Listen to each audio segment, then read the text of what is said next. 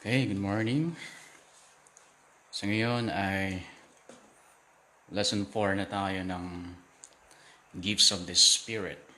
At ngayon sabi ko na babalikan ko yung Luke chapter 13 patungkol pa rin sa ating naiwanang pinag-aaralan o huling pinag-aaralan sa last lesson, yung about sa ministry of laying on of hands. Although alam ko na napag-aralan nyo na to about sa doctrines, sa basic doctrines. Pero ang aking point ay yung application nito sa atin bilang minister para tumaas yung level ng ating confidence na magpagamit sa Lord through laying on of hands. So hindi lang yung basta alam mo na ang laying on of hands ay isang biblical teaching, kundi ikaw mismo ay magamit ng Lord to lay your hands on other people kasi magiging blessing ka nun. And so hindi lang ikaw yung nakaka-receive ng blessing, kundi ikaw mismo ang magiging blessing sa iba. Kasi nakita natin na through laying on of hands, ang blessing ay nai-impart. And then yung last na pinag-aralan natin, through laying on of hands, nai-impart ang healing power of the Holy Spirit. Kaya sa Luke chapter 13, verse 30, sabi niya, or 13 pala, Luke 13, verse 13. Ang sabi niya, then he touched her, and instantly she could stand straight. How she praised God. So, siya ay nilay hands ni Jesus Christ at instantly siya ay gumaling kasi nung pagka-lay hands ni Jesus Christ sa kanya, in-impart ng Holy Spirit ang healing power doon sa taong may sakit. And then titingnan natin yung Mark 16. So Mark 16,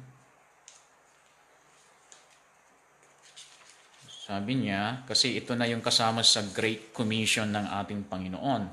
Ito ay iniutos na niya sa atin. Mark 16, tingnan niyo yung verse 18. Sabi niya, they will be able to handle snakes with safety, and if they drink anything poisonous, it won't hurt them. They will be able to place their hands on the sick, and they will be healed.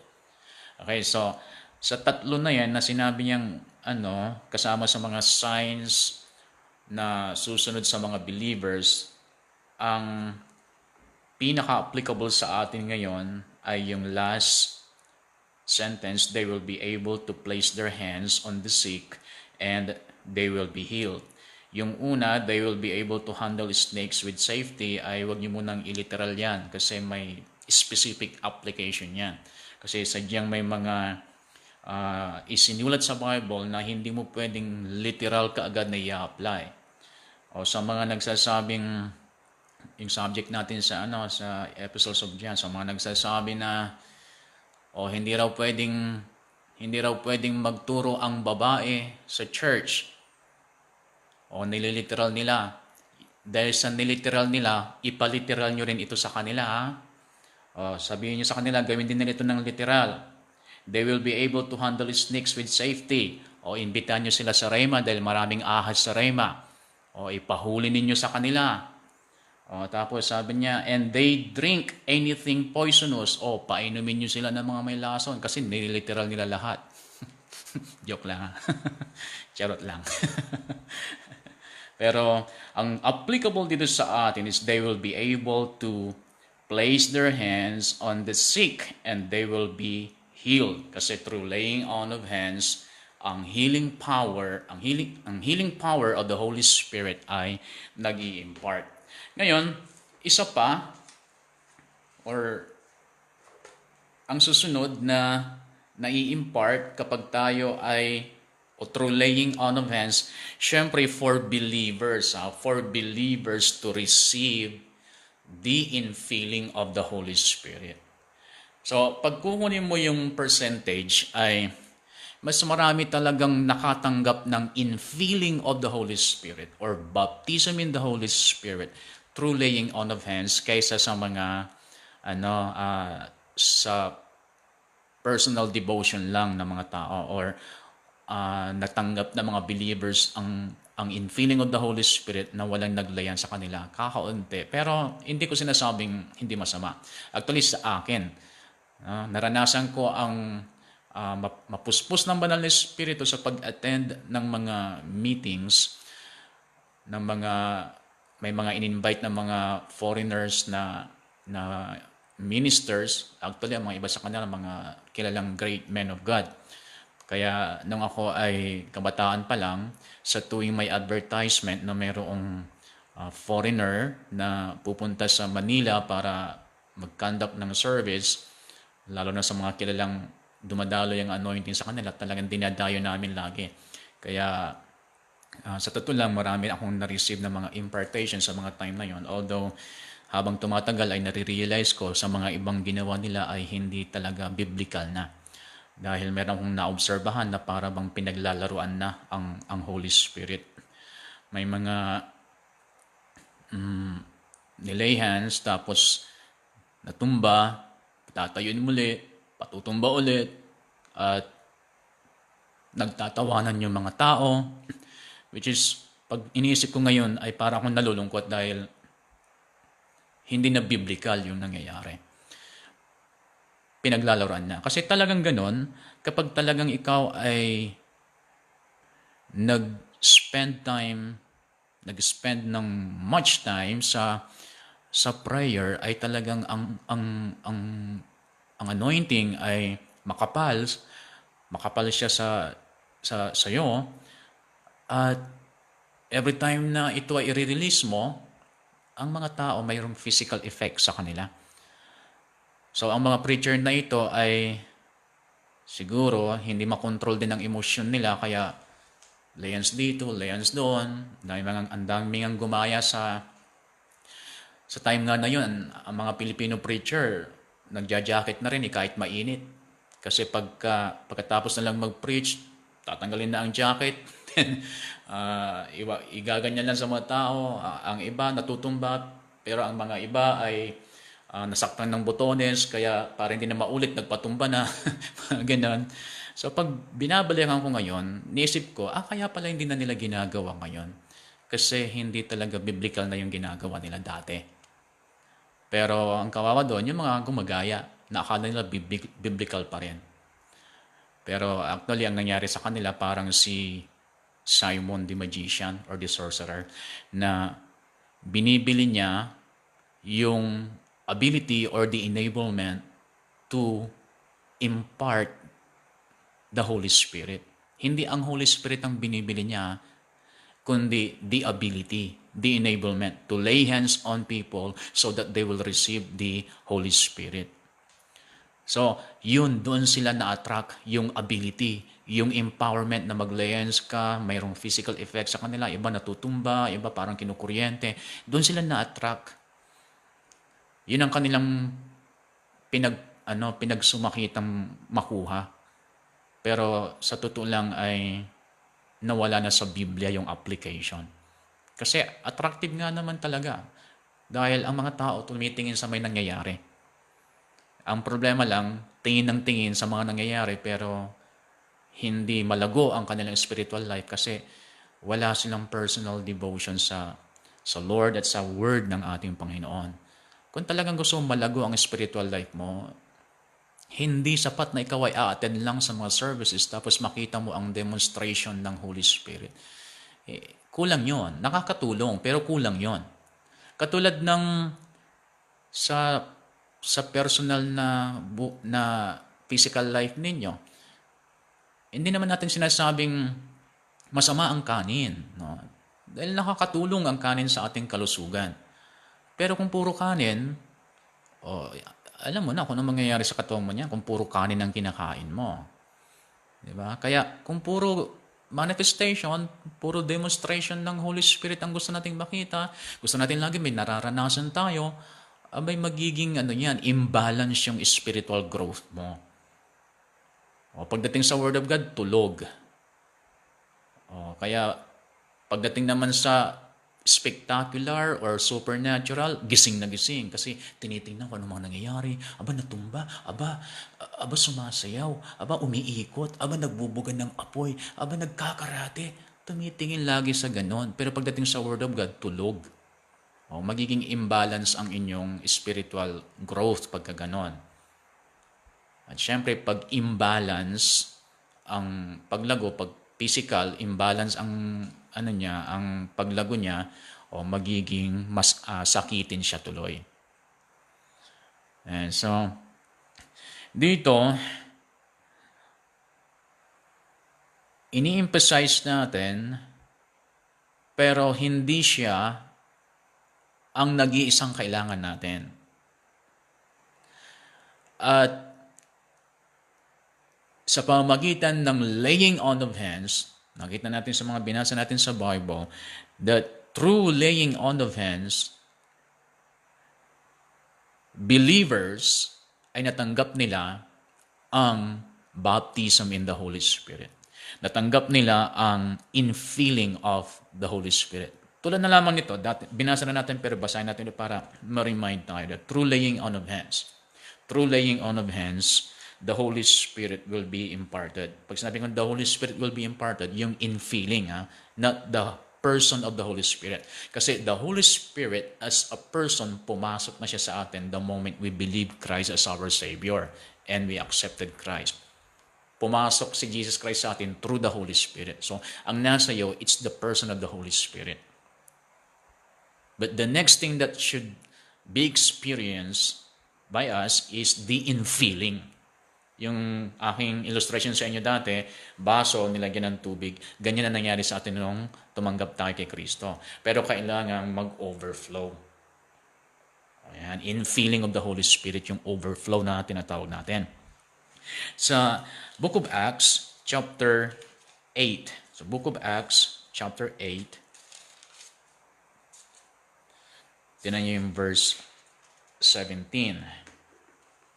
Acts 8:17.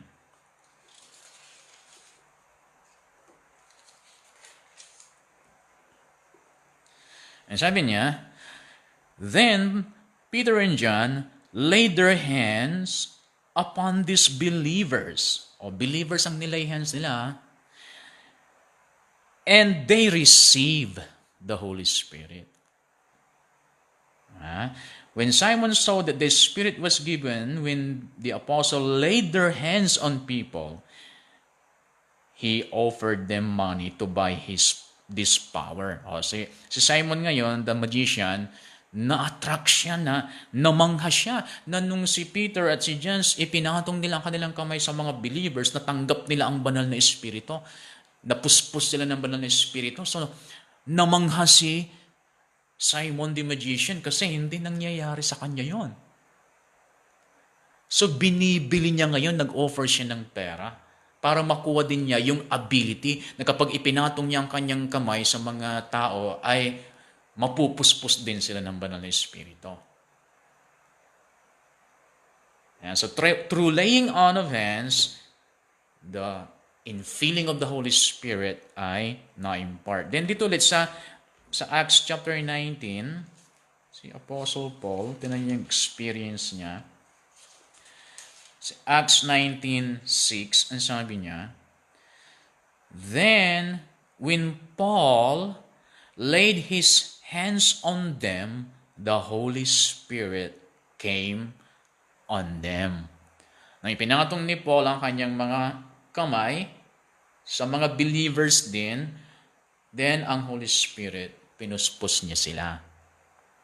So, through laying on of hands, God can use us through laying on of hands to make people receive the infilling of the Holy Spirit.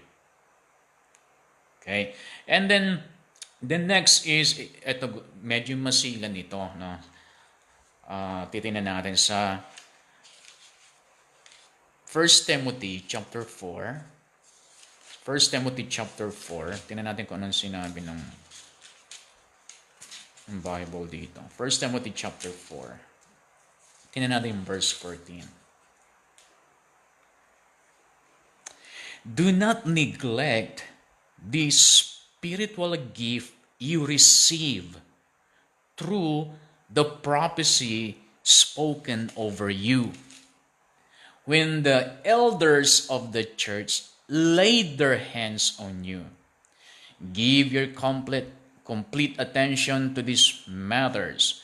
Throw yourself into your task so that everyone will see your progress. So, una sa lahat, mayroong doktrina din dati na naging sikat nung ako ay bagong-bago pa lang sa ministry at ito ang ginagawa nila. Nagpapakilala silang apostle, nagpapakilala silang propeta or superior minister at meron daw silang spiritual authority na tawagin ng tao sa ministry. At ibinasa nila dito sa 1 Timothy chapter 4 verse 14 na pwede raw nilang i-impart ang special anointing sa mga believers para yun ang kanilang lulugaran sa body of Christ. Para yun ang magiging specific task nila sa ministry. So, ang daming napahamak noon kasi etong mga nagpapakilalang mga superior ministers, maging mga hindi tinawag talaga ng Lord sa full-time ministry, ay pinrapisin nila, pinropiseyan nila na maging pastor sila. Pero hindi naman talaga anointed as pastor, hindi naman talaga tinawag ng Lord as pastor. Lumaki lang talaga ang ulo ng mga superior ministers na ito. Nakala mo sila na ang nagbibigay ng gift. Sila na nagbibigay ng anointing. Ang dali-dali at ang bilis-bilis na sabihin na, ikaw, propeta ka. Iyanuin kita ngayon, liliens kita ngayon. Mula ngayon, ikaw na ay propeta. Actually, meron akong nakasamang ganon. At nag-prophecy siya sa akin na kailangan ko na raw mag-step sa talagang tawag ng Lord sa akin dahil tinawag daw niya akong propeta. Although sa akin alam ko na from time to time nagmumove ako sa prophetic anointing at kapag nandun yung anointing na yon as the Spirit wills, hindi ko pinipilit yon. Hindi ko pinipwersa ang mangyari yon. Hindi ko pinipwersa ang Holy Spirit na mangyari yon. As the Spirit wills, hindi lagi, from time to time. At alam ko kapag prophetic anointing yung nagmumove, dahil yung revelation gifts, the word of knowledge, the word of wisdom, and the discerning of the spirits ay nagmamanifest, nag-ooperate siya. So siguro one time, nakita niya, kasi nakasama ko siya sa isang conference sa Korea. Siguro, nakita niya kung paano ako mag-pray doon as the Spirit wills, dahil minsan ang word of knowledge at word of wisdom, discerning of the spirit, ay nagmamanifest yan through prayer, through intercession. So, siguro nakita niya yon. Dahil daily meron kami activities doon. And then, nag-prophecy siya sa akin at sabi niya ay, it's time. Natanggapin ko na raw ang prophetic calling ng Lord sa akin. Pero sa loob-loob ko ay, alam kong hindi ako tinawag doon. Nagmamanifest lang from time to time. Dahil sa alam kong in my own private life, talagang madalas at mahabang oras akong nagpipray in other tongues. Hindi niya ako makikita na o maririnig na nagpipray in other tongues sa public. kung nagkataon man siguro ay ilang segundo lang. Dahil decently and in order nga eh. Kung alam kong wala namang interpretation yung tongues na yun, ay hindi ko ginagawa. So, but in my own private life, tulad ni Apostle Paul, sabi niya, I pray in tongues more than you all in my private life, sabi niya. Dahil mas magandang nagsabi ka lang ng God bless you na naintindihan ng mga tao kasi isang oras ka nagsalita nang hindi naman nila naintindihan. Ikaw, na-bless ka. Dahil he that speaketh in an unknown tongue, edified himself, sabi ng 1 Corinthians 14. So ikaw na-edify, pero yung audience, walang dating sa kanila. Dahil hindi nila naintindihan. Pero kung ikaw ay nagsabi sana ng God bless you, surely goodness and mercy shall follow you all the days of your life. Kahit yun lang sinabi mo, at least na-bless sila kasi naintindihan nila. So, hindi naman sinabing bawal ang mag-pray in other tongues. Dahil sa akin talaga, I pray in other tongues more than you all. Tulad ni Apostle Paul. May mga times na from 1 a.m. to 5 a.m., wala akong ibang ginawa just to pray in other tongues. Lalo na kung hindi ko alam kung ano ang dapat kong gawin. Hindi ko na alam kung anong susunod kong gawin. May mga times na parang nangingibabaw ang confusion, nangingibabaw ang yung minsan ay hindi mo alam kung ano ang uunahin mong gawin sa dami ng mga plano.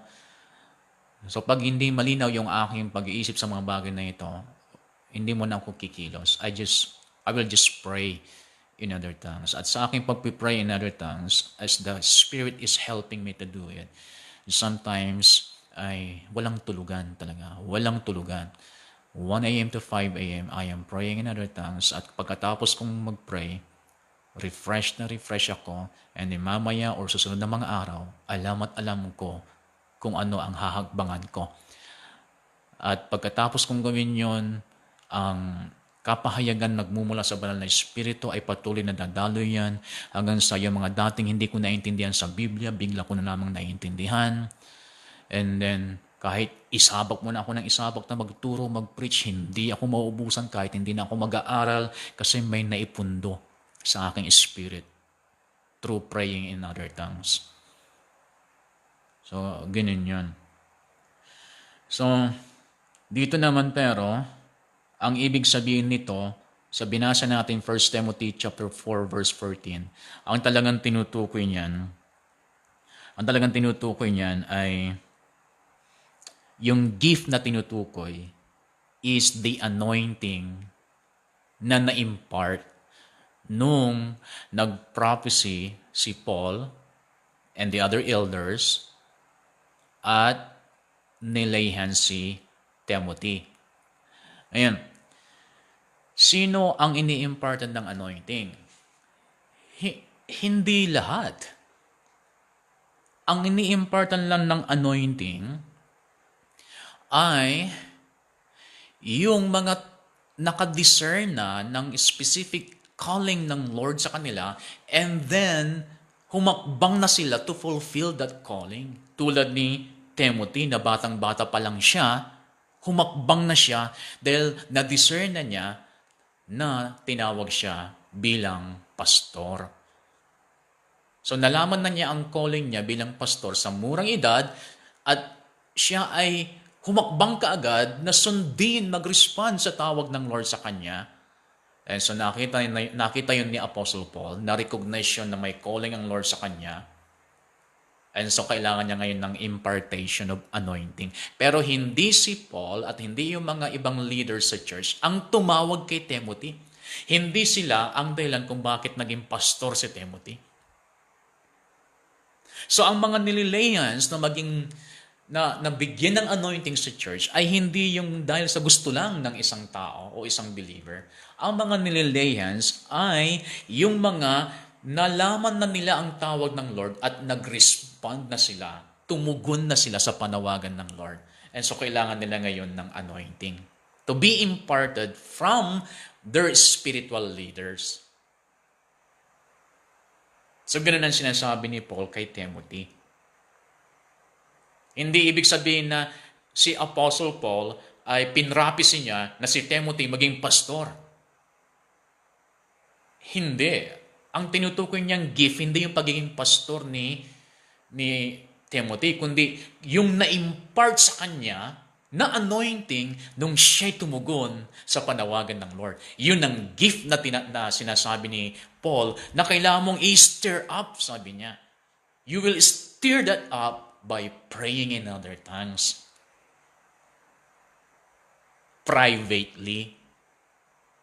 Kasi kung publicly, siya lang ang mabe-benefit. Hindi mabe-benefit yung mga nakikinig.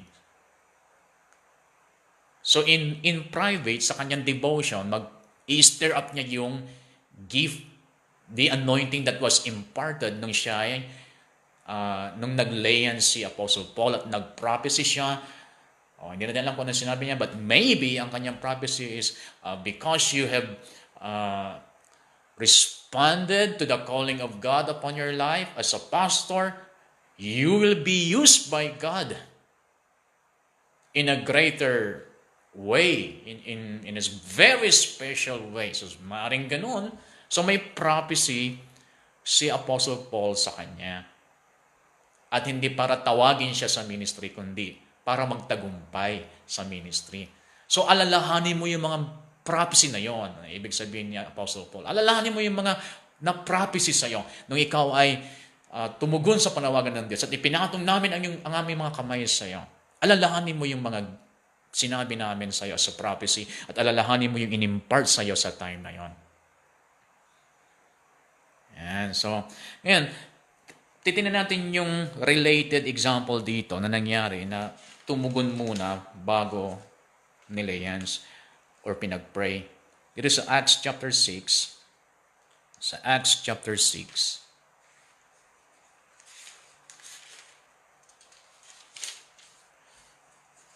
Verse 1. So dito kasalukuyang lumalago ang church. But as the believers rapidly multiplied, so grabe no, multiplication yung kanyang ginamit. There were rumblings of discontent. The Greek-speaking believers complained about the Hebrew-speaking believers, saying that their widows were being discriminated against in the daily distribution of food. So may discrimination na noon. Dahil Jew and Greek, yung believers. So the 12 called a meeting of all the believers. They said, we apostles should spend our time teaching the Word of God, not running a food program. And so, brothers, select 7 men who are well respected and are full of the Spirit and wisdom. We will give them this responsibility. So ito ay, ang kanilang gagawin lang ay pangangasiwaan yung pag-distribute ng mga pagkain sa mga byuda at byudo. Yung mga wala ng asawa, na wala ng source of income, na wala ng nag-aasikaso sa kanila, Jew and Gentiles, Jew and Greeks, ay kailangan ng mga ngasiwa dahil hindi nagagawa ng maayos yung ministeryo sa kanila. Yun lang ang kanilang gagawin na hindi sila magpipreach. Ang gagawin nila, mga ngasiwa sa mga pagdidistribute ng pagkain, ng relief. Pero ang qualification, matindi. Yung qualification, ang sabi niya, men who are well-respected, nire-respeto, and full of the Spirit, puspos ng banal na Espiritu, and wisdom. So, ito na niya, nire-respeto, puspos ng banal na Espiritu, at puspos ng karunungan. Sila daw yung bibigyan ng responsibility para mag-oversee sa relief. Daig pa nila yung qualifications ngayon ng mga nagpo-full-time minister. Kasi ngayon, daming nagpo-full-time minister, wala naman talaga respeto mga tao sa kanila. Naghanap nga ng respect, kaya siya nagpunta sa ministry. Gusto niya marespeto. At makikita mo, hindi talaga sila puspos ng banal na Espiritu. At kulang ng karunungan. Hindi kagaya sa unang church na pinag-umpisahan ng church ng faith na sinusundan natin. Mga ngasiwalang ng relief. Matindi na kaagad ng qualifications. Ngayon, ang dami mga song leaders sa church, hindi naman talaga qualified. Maraming mga church leaders ngayon sa church, buong mundo, na talagang hindi naman sila qualified doon sa responsibility na kanilang tinanggap. Gusto lang nilang masabi sa kanilang pamilya, sa kanilang kaibigan na sila ay naglilingkod. Pero ang maglilingkod sa church, dapat yung qualifications niya mataas ang standard. So ang nangyari ngayon, verse 5, everyone liked this idea. Nagustuhan nila yon. And they choose the following. Stephen, a man full of faith and the Holy Spirit. Full of faith. Ngayon, may mga leaders walang faith. Philip, Prochorus, si Philip dito, ito yung naging evangelist. Hindi yan si Philip the Apostle. Philip the Evangelist. Nicanor, si Timon, Parmenas, and Nicholas of Antioch, an earlier convert of the Jewish faith. These 7 were presented to the apostles. Pinili nila ang 7 na ito. Full of faith, full of the Spirit, full of wisdom, well-respected. Pinili sila, at nung pinili sila, may confirmation sa kanilang puso, kaya tinanggap nila. So, ibig sabihin, nag-respond sila sa panawagan ng Diyos sa kanila. At dahil nag-respond sila sa panawagan ng Diyos, ganito ang ginawa ng mga apostles. These 7 were presented to the apostles. Pinresent na sa mga apostles kasi napili na sila at sila mismo tumugon na sa panawagan ng Panginoon sa kanila. At dahil tumugon na sila, who prayed for them and they laid their hands on them. Dahil sa tumugon na sila sa panawagan ng Diyos, ngayon ipinatong ngayon ng mga apostles, or hindi ko alam kung ilang apostles na nandyan, para sila ay i-anoint, i-impart ang ministerial anointing na kakailanganin nila para ma-fulfill nila ang kanilang responsibility. Pero hindi yung mga apostles ang nagbigay ng calling. Kasi sa dami ng pinili, sa dami ng mga believers, rapidly multiplied nga, di ba? Ako'y naniniwala na mayroong mga tumanggi kasi walang confirmation sa kanilang puso. Imposible naman na rapidly multiplied ang church. Imposible nakapili sila kaagad ng 7. Posibleng wala man lang na inalok, na tumanggi. Posible yun. So, ang 7 na ito, sila ay tumugon. Na-discern nila may panawagan ng Lord sa buhay nila. And then sa tumugon sila, pinag-pray sila ngayon ng mga apostles. Hindi sila pinag-pray para maging minister. Naging minister muna. Tumugon muna sa panawagan ng Lord.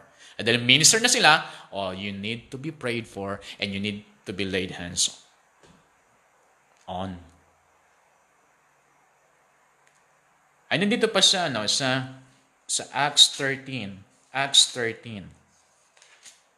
Sa Acts 13 verse 3, so through laying on of hands, special anointing or ministerial anointing ay nai-impart. Actually, stop over lang muna tayo.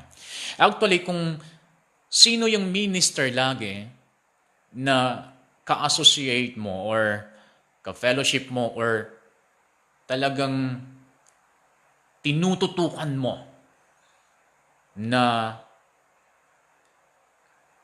makapag-receive ka something from him or from her, it's possible na mapahid sa'yo yung anointing na nasa kanya. It's possible.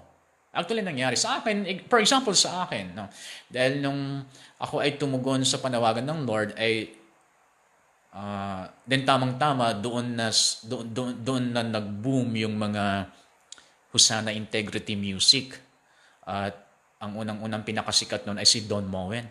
At kung alam niyo yung kanta niyang Give Thanks, yung kanta niya na I Am the God That Healeth Thee, ay talagang ah, patok na patok sa church noon kasi ang mga music ng church noon ay mga Tagalog na ang tanging alay ko sa iyo aking mga yan ang music nila noon. Tapos pag English naman yung mga charismatic na songs from praise yung the Maranatha singers, more on solemn na kanta yon. Ang mga iba hymns pa. So nung lumabas yung Hosanna Integrity, although may mga hindi tumanggap, controversial ang praise and worship noon nung lumabas ang Hosanna Integrity. Ayaw nila. Yung mga iba, ayaw nila. Gusto nila yung mga solemn lang. So, tinutukan ko ng husto si Don Moen. Binili ko lahat ang kanyang mga cartridge noon. Tapos nagsilabasan yung kanyang mga video CD. VHS. Yung kanyang VHS. Binili ko lahat ng mga VHS niya. Kaya sa Overcomer Church noon, bagong-bago pa. Pero ang mga churches dito sa Santa Barbara ay madalas silang humiram sa amin ng music materials kasi hindi basta-basta na-afford dahil mahal. Mahal yung mga VHS noon. Noon mahal na yun kasi 500 plus. Noon mahal na yun. At yung cartridge pag bagong labas is 120. So, humihiram-hiram sila sa amin. So ngayon, pinapakinggan ko lahat, araw-araw, yung cartridge ni Don Moen. Pinapanood ko araw-araw yung kanyang mga VHS kung paano siya mag-lead ng worship. And then, hanggang sa nakikita ko na sa aking sarili, mala Don Moen na yung aking style. Possible na mapaahid sa'yo yung anointing ng kung sino man yung sinusundan mo. And then, nung tumatagal na, sabi ko, I'm not Don Moen. I'm Paul Mula. So, I will lead worship as Paul Mula, not Don Moen. Yeah. So, kasi nag-matured na. Nung hindi pa nag-mature, gumagaya. Pero nung matured na, gusto na niyang maging siya. Yan. So, sa mga gumagaya-gaya pa sa inyo, nagpapakita yan na baby pa. So, it's time to grow mature. Mag-excel kayo bilang kayo. Kasi hindi naman kayo si Kenneth Hagin. Nalala kong estudyante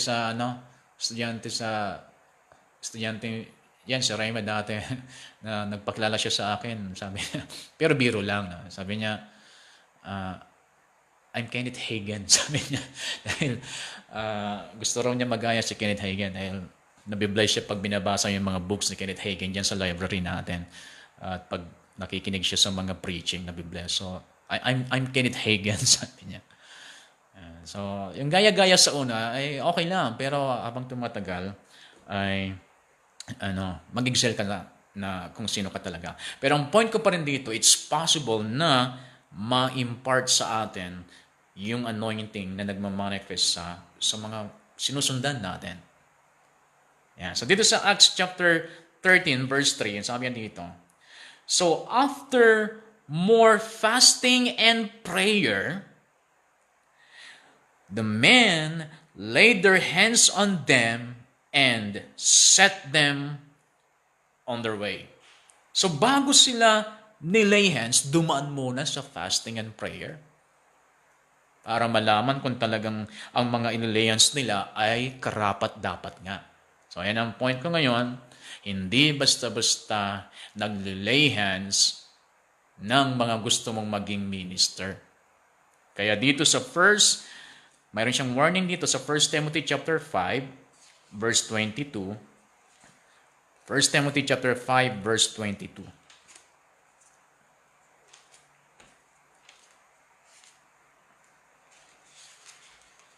Para ma-realize natin gaano ito kaseryoso when it comes to laying on of hands to impart the anointing.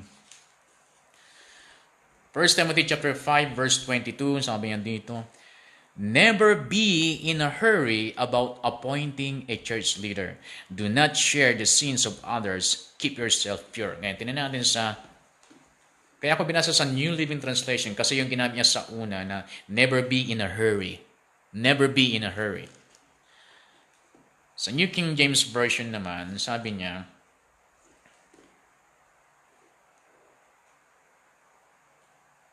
do not lay hands on anyone hastily.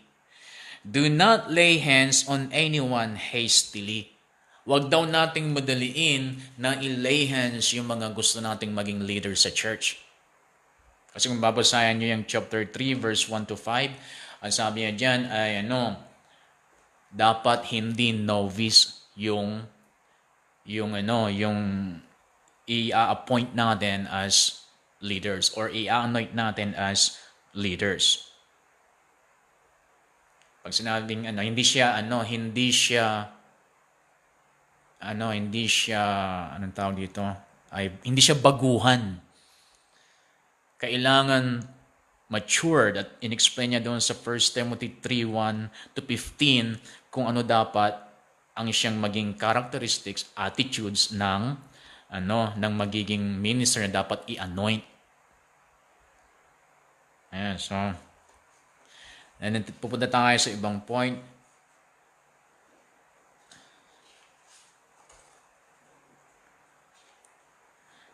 Dito sa New Testament, the New Testament gives us three relations that God sustains toward men. The three relations that God sustains toward men.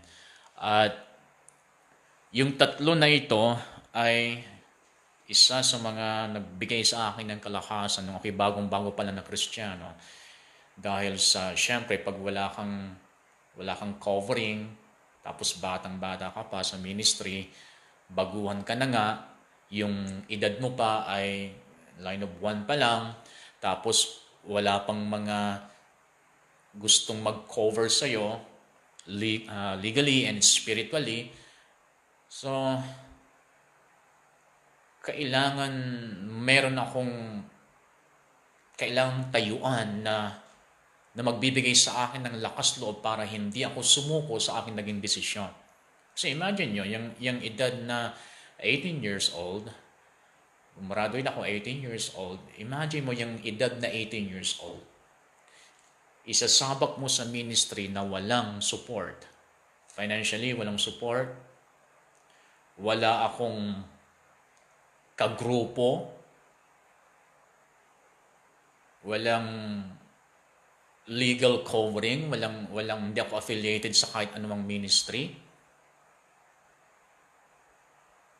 Imagine ninyo, 18 years old, line of 1 pa lang, sabak mo sa gera, at ang Rayman noon ay 1 year lang. 1 year lang. So, kung hindi ka talaga magsasaliksik, talagang kulang na kulang yung knowledge na makukuha mo para ikaw ay magtagumpay sa ministry.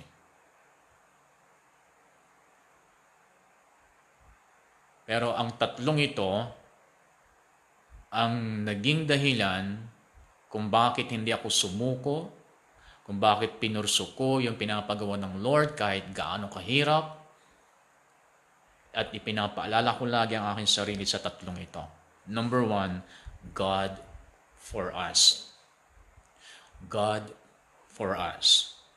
It is Romans chapter 8 verse 31. Dahil ang Holy Spirit ay nasa atin na pumasok na, the person of the Holy Spirit na ninirahan sa atin, naging dwelling place tayo ng Holy Spirit.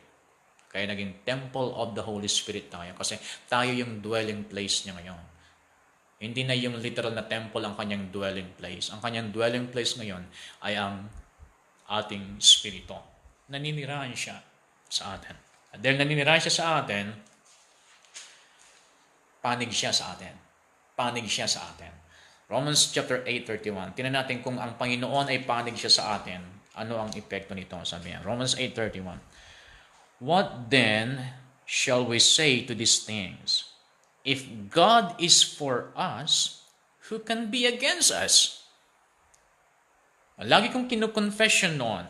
Pagka nare-remind sa akin, naalala ko na bata pa ako, naalala ko na walang sumusuporta sa akin. At alam ko siyempre, si Satanas ang nagsisiksik sa isip ko yan. Alam ko yon.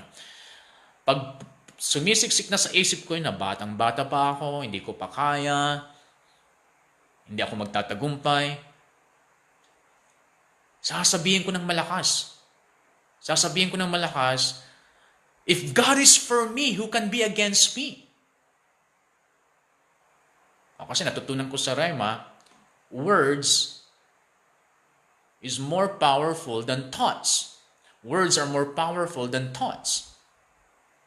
Natutunan ko sa Rema yun at sa mga books na akin sinaliksik, although hindi pa tinuturo sa amin ng surgeon noon. Hindi pa natatopic ni Surgeon Cedar Green ang about confession. Nauna ko nang binasa yan sa library. Nag-advance ako lagi noon. Natapos ko na yung mga books ni Charles Capps. Dahil si Charles Capps ang magaling magturo ng confession. Faith-filled words. The power of the tongue. Nabasa ko na yung mga turo ni Kenneth Copeland at ni Kenneth Hagin about the power of confession. Kaya habang tulog yung mga classmates ko, ako nag-i-enjoy kasi nakukonfirm yung aking nabasa. Siyempre, pure na English yung pagtuturing ng surgeon at si surgeon ay basta nagsasalita lang yan. Halos pare-pares yung tono. So, siguro, tapos mainit yung tumatagos yung ng yero. So, nakakaantok talaga. Pero sa akin, dahil nabasa ko na, alam ko na, nakaka-relate na ako, although hindi ako masyadong magaling sa English noon. Na nakaka-relate na ako sa sinasabi ni surgeon. Dahil nabasa ko na. Kaya nasa isip ko yon, lumalaban yon nung ako ay nasa labas ng Langrema na pumapasok sa isip ko na hindi ko pa kaya. Hindi ko magagawa ito. Hindi pa sapat yung aking edad para gawin ito. Masyadong maaga pa. Then sasabihin ko, if God is for me, who can be against me? At kapag sinabi ko yan ng malakas, biglang mawawala sa isip ko yung mga negative thoughts. At ang mamamalagi sa isip ko, I can do all things through Christ that gives me strength. I can do all things through Christ that gives me strength. His Spirit is in me. And if God is for me, who can be against me? Alam niyo, simula sa time na yon, hanggang ngayon, kino-confess ko pa rin. Every time na mayroong negative thoughts na darating sa aking isip, hindi mawawala yan sa confession ko at declaration ko ang Romans 8:31. If God is for me, who can be against me? Dahil habang nandito tayo sa lupa, atakihin ng Satanas ang ating isip. Magsisiksik siya dyan ng mga negative thoughts. At kung hindi mo alam ito, di madadala ka sa mga isinisiksik niya sa isip mo. Actually, iba sa inyo, may mga sinukuan kayong problema, hindi dahil sa malaki yung problema. Sinukuan nyo kasi sa isip ninyo, pinakinggan ninyo yung mga negative thoughts. At ang mga negative thoughts na ito, galing kay Satanas. Pero kung alam nyo sana ito, if God is for me, who can be against me, na counter-attack nyo sana yon. Kasi yung thoughts, susuko yan sa words. Kahit itry nyo magbilang sa isip ninyo, sa isip nyo magbilang kayo 1 to 10. O sa isip nyo lang, magbilang kayo 1 to 10. Tapos, kalagitnaan, bago mo sabihin sa isip mo yung 6, isigaw mo ang pangalan mo. O pag isinigaw mo ang pangalan mo, maalala mo, gwapo ka pala. Maalala mo yung ikaw na maganda. O hindi na natuloy yung pagbibilang mo. Hindi natuloy sa 6, 7, 8, 9, 10. Hindi na natuloy. Na-overpower yung thoughts ng words. Kaya kung sa isip mo, puro negative, then sabihin mo yung Word of God. Anong Word of God? Ito, Romans 8:31. If God is for me, who can be against me? Yan mo, titigil lahat yung mga negative thoughts. Pag nandiyan pa rin, sabihin mo ulit. Kasi hindi pwedeng matalo ng thoughts ang words. Ang words ang siyang may power na talunin ang thoughts. Ibig sabihin nito, mismatch. Pag kayo nanonood ng basketball, maya-maya maglalaro na ang Clippers at ang Nuggets Game 7. Pag kayo naglalaro ng basketball, nanonood ng basketball, tinitingnan lagi kung saan yung mismatch. Ibig sabihin, walang match doon sa malakas na player. Ang thoughts mismatch sa words. Kaya kahit nakasulat yan sa Romans 8:31, if God is for me, who can be against me? Kung hindi mo sasabihin yan, hindi magiging effective yan sa'yo. Tatalunin ng words ang thoughts. Kaya nga pag mga negative thoughts na ang siyang umaatake sa isip mo, hindi ito oras para magmukmuk at manahimik. Dahil mas lalo, tatalunin ka ng pananahimik mo. You need to speak. You need to declare. You need to sing songs of faith. You need to sing songs of victories. Kaya yung mga hindi nagsasalita dyan, ako, disadvantage na yan. Sa mga hindi maboka, disadvantage na yan. You need to learn how to speak and confess God's word. Pangalawa, God with us. God with us. Kita nyo sa John 14:16, He shall be with you. O kapag ang Diyos nasa iyo, God is with you, then sabi niya, I will never leave you nor forsake you. Because God is with you, He will never leave you, and He will never forsake you. Because God is with you. At sabi sa Matthew 28, even unto the ends of the earth. Kaya ako pag nag-i-evangelize ako noon, pupunta ako sa mga barangay-barangay, sa mga remote areas. Ako, dito sa Santa Barbara, pag mapunta kayo sa mga remote areas, parang ayaw mo nang bumalik. O baka ayaw mo nang tumuloy. Tapos mapunta ka pa sa mga lugar na hindi naaabot ng mga television, ng radyo. Ang mga nangyayaring krimen sa kanila ay hindi na naibabalita. Kikwentuhan ka doon ng mga ganon. Tapos uuwi ka ng 9 to 10 p.m. Maglalakad ka, ang haba-habang rough road at magkabila ay talahib na walang ilaw na ilang kilometro. Estimate ko mga mga 7 to 8 kilometers. Yung mga nilalakad ko noon, rough road. Minsan ulan, may mga putik-putik pa.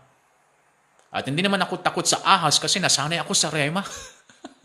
Halos araw-araw, may nakikita akong ahas sa rema.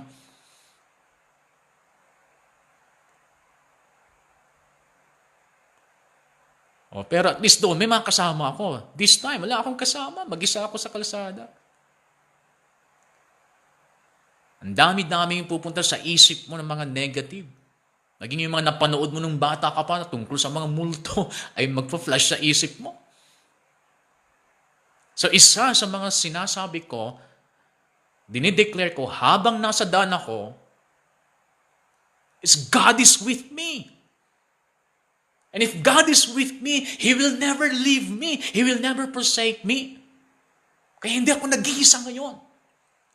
So lalabanan ko yung mga thoughts sa aking isip na baka may mangyayari sa akin masama, baka may biglang lumabas kasi may mga puno-puno doon na dadaanan mo, tapos tungkol sa mga kwento ng mga tao, o sa puno na ito, nandito yung higante. O tapos sa susunod na puno, nandito yung walang ulo. O tapos sa susunod na puno na ito, may itinapon doon na yung nakunan. Pagtapat mo doon, iiyak yan. O tapos meron kang makikita na naman doon na halaman, may maririnig kang magsasalita, pag pinakinggan mo, in-entertain mo yon, ililigaw ka niya. Lakad ka ng lakad, hindi mo hindi ka nakakarating sa pupunta mo, papasok sa isip ko yung mga ganun. Bata pa ako sa time na yon. At sa pagsasabihin ko na ng paulit-ulit, at hindi ako makarating sa mga may tao na lagi kong sinasabi, God is with me and He will never leave me nor forsake me. Kasama ko ang Diyos ngayon. Kasama ko ang Diyos ngayon. Hindi niya ako pababayaan. Hindi niya ako iiwanan. God is with me. It's very effective. And then pangatlo, God in us. God in us. John 14:17, and He shall be in you. Because of the Holy Spirit, God is for us. Because of the Holy Spirit, God is with us. Because of the Holy Spirit, God is in us. Ngayon, anong gamit nito? Matindi ang gamit nito. At ito basta kinonfess ko na to, the end ang Satanas. The end ang mga negative thoughts. God is for me. And if God is for me, who can be against me? God is with me. He will never leave me nor forsake me. And God is in me. Then, kasunod na confession ko dyan is 1 John chapter 4. Titignan natin ito. Gusto ko ito. 1 John chapter 4. 1 John chapter 4, verse 4. 1 John 4:4, sabi niya, you are of God, little children, and have overcome them because you have overcome them. Ibig sabihin, yung mga tao na ginamit ng Satanas para sila ay i-deceive, at isama mo na dyan, pati yung mga gawain ng Satanas na maging mga demonyo mismo. You have overcome them. Why? Because He who is in you is greater than he, the devil, who is in this world. So pag i-confess ko yan, pagka may mga negative thoughts na sa aking isip, because the Holy Spirit, God is for me, and if God is for me, who can be against me? Not even the devil. This is mismatch. Sabihin ko, because of the Holy Spirit, God is with me. And because He is with me, He will never leave me nor forsake me. And the Holy Spirit is in me. God is in me. And He who is in me is greater than the devil that's in this world. And I have overcome the devil and his cohorts. Because greater is He who is in me than he that's in the world. Noon, sa time na yon, hanggang ngayon, magkakaibang problema, and yet yung tatlong ito, enabled me, empowered me to overcome them all. At kung noon, ay na-overcome ko because of these three, at hanggang ngayon na-overcome ko because of these three, I am confident that even in the future, I can overcome the enemy because of these 3 points. God is for me, who can be against me? God is with me, He will never leave me and nor forsake me. God is in me, greater is He that is in me than he that is in the world. Ayan. Kapag kayo gagamitin ng Lord ulit, or another thing, kapag kayo gagamitin ng Lord to preach, kailangan aware ka sa tatlong ito. Magpipreach ka na walang takot. Why? God is for you. God is with you. God is in you. Anong katatakutan mo? Ba't ka ninervyusin?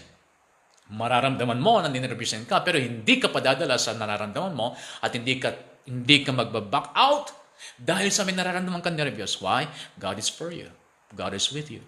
God is in you. Kapag ikaw ay nilid ng Lord na maglayan sa mga tao, God is for me, God is with me, and God is in me. Kapag ililayans ko yung mga tao, it's the Holy Spirit doing the thing.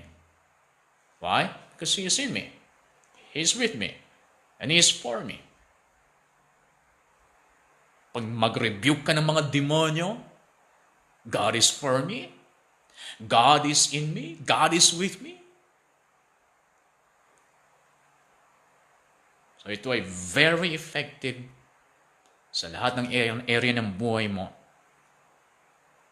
At kapag ikaw ay nasa isang service at ikaw ang responsible sa isang service at nagmamanifest ang Holy Spirit, nagmamanifest siya through the gifts of the Holy Spirit or meron siyang special manifestation.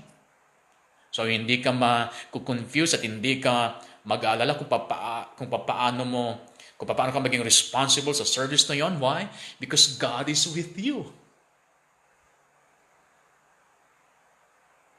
And then naka-counter mo yung thoughts na baka papasok ang flesh, baka papasok ang evil spirit. Why? Because God is for you and who can be against you?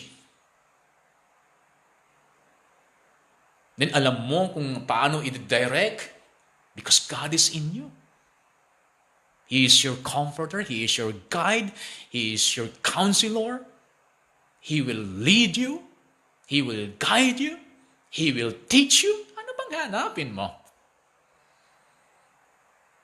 Ay mga nag-aalangan to be used by the Holy Spirit kasi hindi sila aware sa mga basic na ito. It's very basic, no? Kailangan aware tayo sa mga bagay na ito. Ano man ang pinapagawa ng Lord sa iyo, always remember that God is for you, God is with you, God is in you.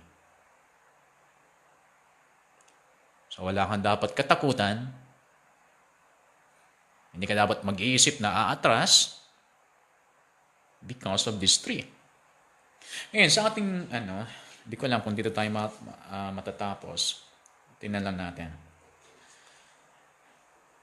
Meron akong naiwan kasi na important point dito sa Mark chapter 2. Mark chapter 2, verse 21.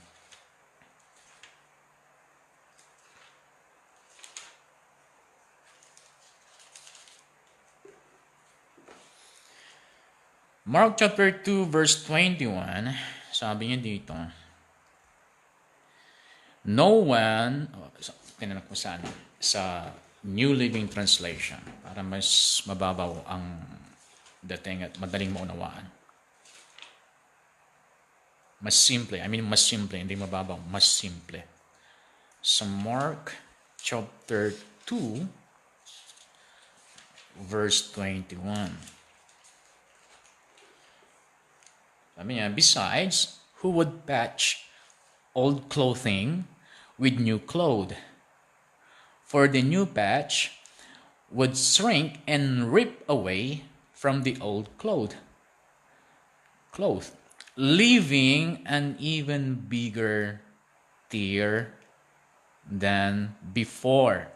And itong verse 22, yung gusto kong i-emphasize.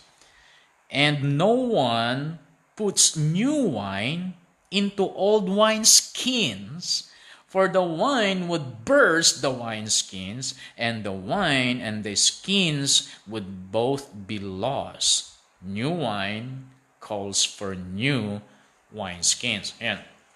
Ang wine na tinutukoy niyan dito, the new wine, is the Holy Spirit.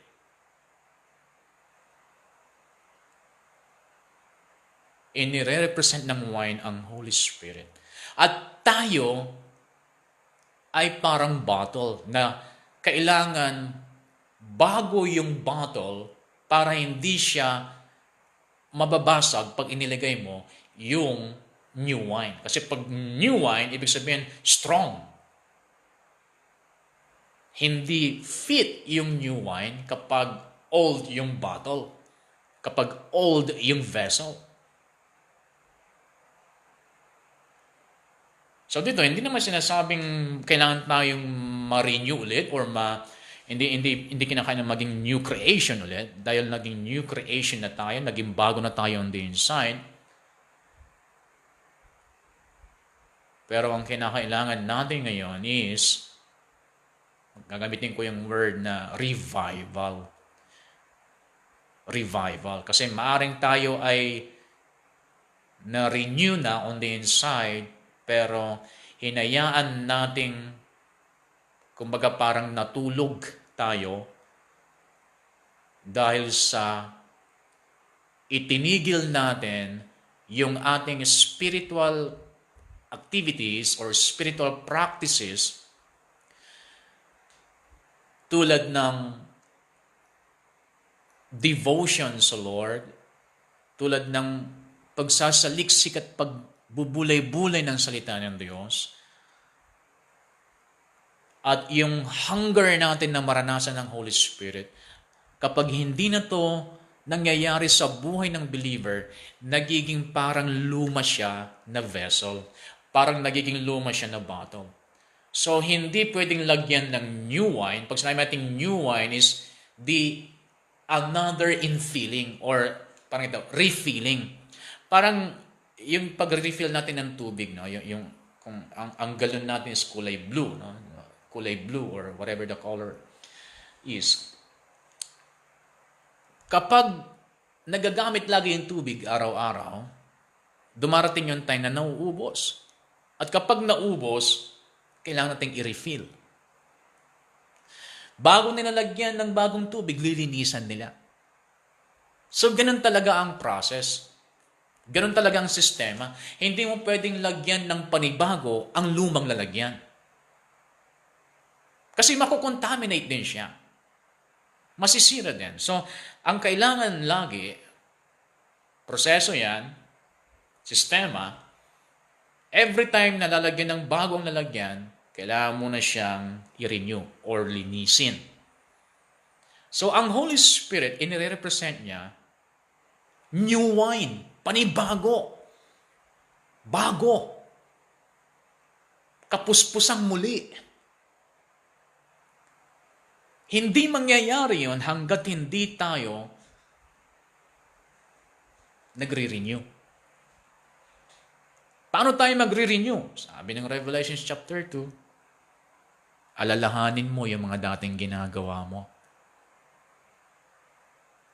Gawin mong muli yung dating ginagawa mo nung ikaw ay in love sa Panginoon. Ano yung mga ginagawa mo dati nung ikaw ay unang na in love sa Lord? Kailangan mong gawin muli yun. At kapag gagawin mong muli yun, nagkakaroon ng renewal on the inside of us. And then pag nangyari yun, then you are now ready to receive the refilling, the new wine of the Holy Spirit. Alam niyo, hindi naman mahirap alamin sa ating sarili kung kailangan na natin ang refilling or hindi pa.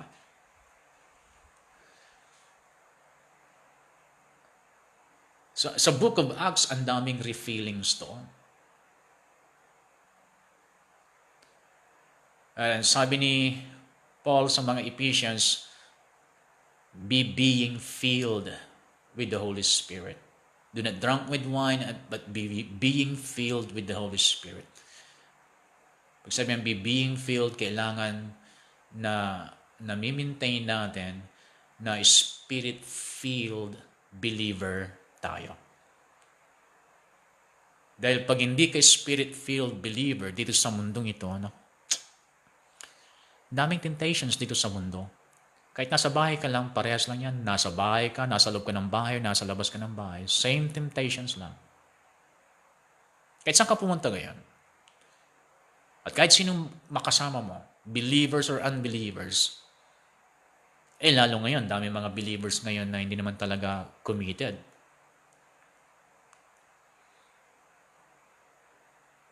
So kahit saan ka pumunta ngayon, daming influence of the world. The world is trying to fill our hearts. The world is trying to fill our minds. The world is trying to fill our emotions. Every day.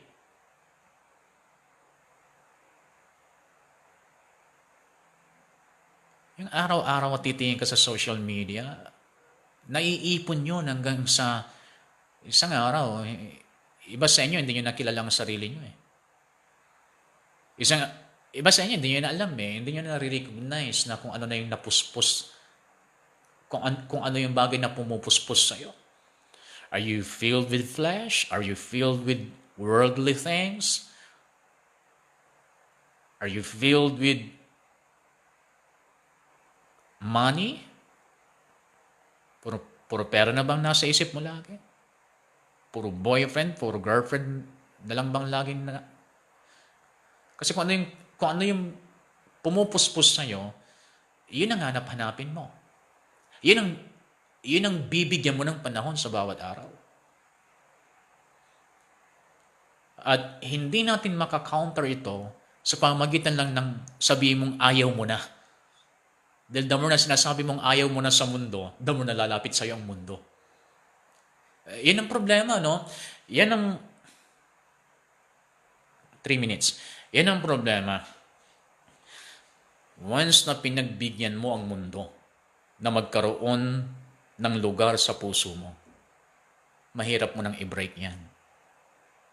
Mahirap makipag-break sa mundo once na binigyan mo ang lugar, ang mundo sa puso mo. Kailan ayaw mo na, pahirapan na ang makipaghiwalay. Example, iba sa inyo, sa mga, or wala naman siguro sa inyo, yung mga kakilala ninyo, or before kayong pumunta sa Rema, iba sa inyo siguro natutong manigarilyo. Binigyan nyo ng lugar ang sigarilyo sa inyong katawan at sa inyong kaisipan. Nung gusto nyo nang tanggalin, kumusta ngayon? Natatanggal mo ba kaagad yan? Hindi, pahirapan na yan. Same with alcohol. Same with social media. Same with anything that's in this world na nagnanakaw ng oras ninyo sa Panginoon. Bigyan mo ng lugar yan sa puso mo, mahirap nang makipaghiwalay sa bagay na yan. Kung kailangan mong gawin ay plow out the ground. Kailangan mong bungkalin muli ang puso mo with true repentance, consistently seeking God and His Word. Yan ang kailangan mong gawin ngayon. Until you will be filled with the Spirit once again. At kapag na-filled ka with the Holy Spirit, then it's so easy to overcome the things of this world. Kapag na-filled ka with the Spirit, kaya importante na filled with the Spirit tayo lagi kasi sa pamagitan yan, ma-overcome natin na magkaroon tayo ng desires for fleshly things and for worldly things. Automatic ang fleshly and worldly desires kapag hindi napuspos ng banal na Espiritu ang isang believer. So, dito muna tayo magtatapos. Sa susunod, hopefully, ay matatopic natin yung reasons why do we need or reasons why do we need to speak in other tongues. No? May mga importanteng kadahilanan at hindi lang reasons kundi benefits. The reasons and benefits of speaking in other tongues. Ayan. So, dito muna tayo magtatapos. Kita tayo ulit sa next lesson, sa lesson 5. You're blessed.